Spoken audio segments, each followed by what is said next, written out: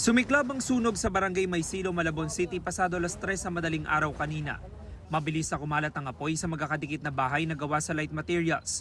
Itinaas ang Bureau of Fire Protection ng ikalawang alarma. Nasa 27 fire truck ang kinailangan rumisponde.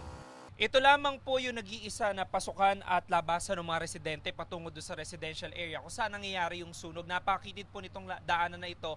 Ito yung nagpapahirap ngayon sa mga bumbero.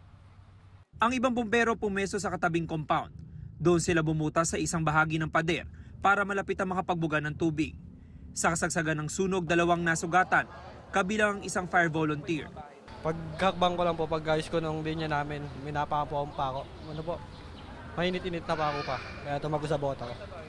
Maraming pamilya ang walang naisalbang gamit. Sa kabila niya, nagpapasalamat si Ofelia na ligtas silang siyam na magkakaanak. Narinig na lang po namin na sumisigaw na yung mga tao.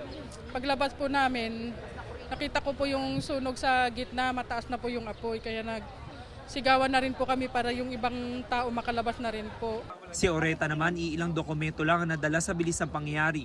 May pumutok po, doon na lang po kami nagising.